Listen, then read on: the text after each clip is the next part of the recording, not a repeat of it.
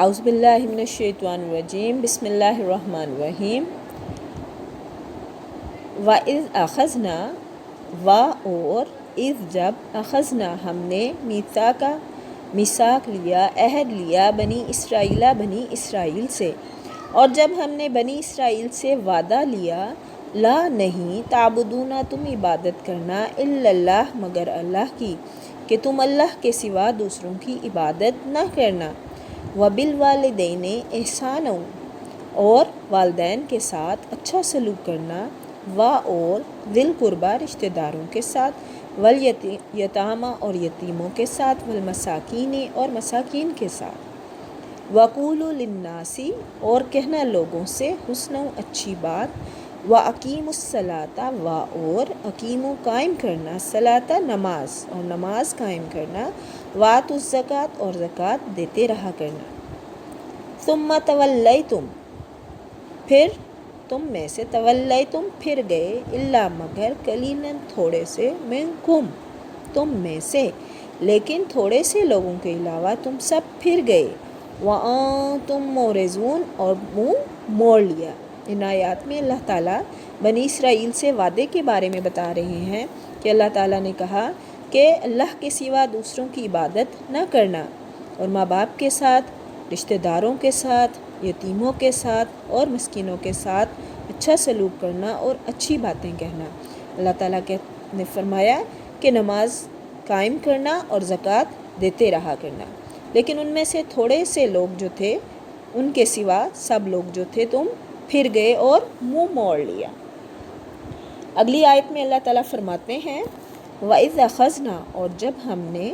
میثاقکم تم سے وعدہ لیا، لا تسفکون نہ تم بہانا، دماءکم خون آپس میں نہ بہانا یعنی قتل نہ کرنا، ولا اور نہ تخرجون انفسکم آپس میں نکالنا، لا نہیں تخرجون نکالنا تم، انفسکم من دیارکم اپنے گھروں سے اور آپس والوں کو جلا وطن نہ کرنا، ثم اقررتم پھر تم نے اقرار کیا، وانتم تشہدون اور تم اس کے شاہد بنے۔ نبی کریم صلی اللہ علیہ وآلہ وسلم کے زمانے میں انصار کے دو قبیلے تھے، اوس اور خزرج، ان کی آپس میں آئے دن جنگ رہتی تھی۔ اسی طرح یہود مدینہ کے بھی 3 قبیلے تھے، بنو قینقاع، بنو نذیر اور بنو قریظہ، یہ بھی آپس میں لڑتے رہتے تھے۔ بنو قریظہ اوس کے حلیف یعنی ساتھی تھے، اور بنو قینقاع اور بنو نذیر خزرج کے حلیف تھے۔ جنگ میں اپنے اپنے حلیفوں کی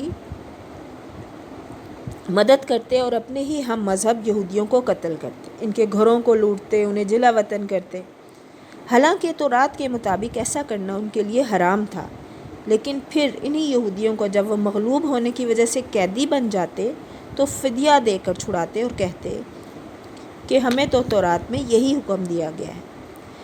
ان آیات میں اللہ تعالیٰ یہودیوں کے اسی کردار کو بیان کیا گیا ہے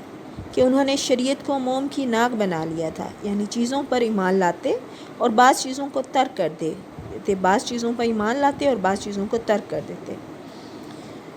کسی حکم پر عمل کر لیتے اور کسی وقت شریعت کے حکم کو کوئی اہمیت ہی نہ دیتے۔ اللہ تعالیٰ ہم سب کو قرآن پاک سمجھ کر پڑھنے والا بنائے،